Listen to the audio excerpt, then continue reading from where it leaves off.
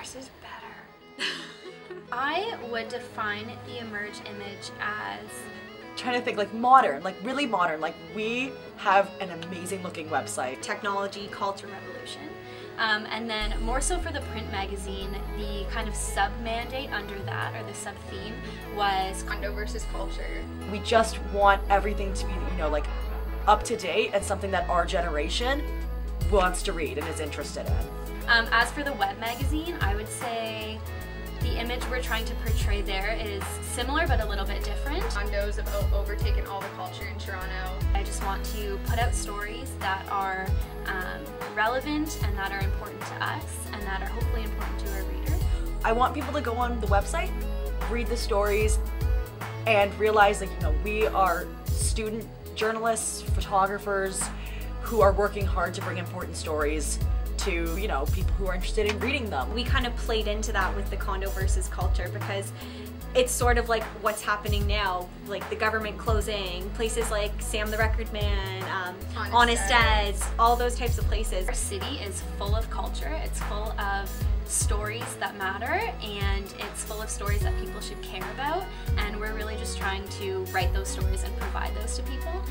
So we really want them to keep checking out the website, to pick up the magazine when they can. And we all sat down at the beginning of the semester thinking of like what type of topics we wanted to focus on. Where culture used to exist, things are popping up in its place, and most of the time it is condos. Very multifaceted. The city is thinking more of money right now.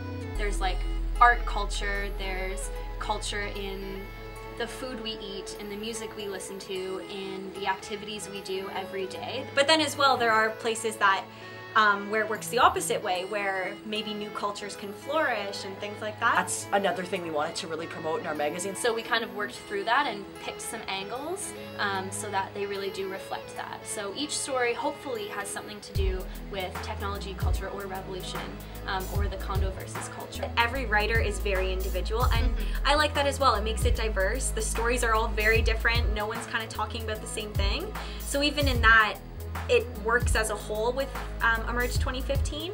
Like John Samuels, for example, he really meant, you know, blended well with our theme and decided to focus on different like art crews around Toronto. Most of them came in with things that they were passionate about and that they could write about in their own style. And we thought that really blended well with what we wanted to do, but also it was his like personal voice as well. He was really interested in this topic. But at the same time, we do a lot of editing.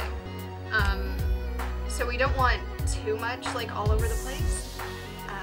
Obviously it has to be cohesive. You have to be able to go through the magazine and be like, yeah, this is one publication.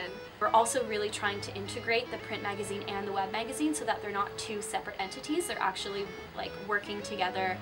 Some of the same stories are going to be developed to fit both platforms. Definitely think our web design team has done an amazing job with the online magazine. Like I am like blown away with the work that they've done. For our cover this year, we did things a little differently. I don't think in the past that they've done what we did, which is we had students create what would be on the cover. So I know last year they had the 3D model and that was kind of what they went with, but this year we're like, you know what, let's get everyone involved. Let's have them have a say in what Emerge 2015 is going to be.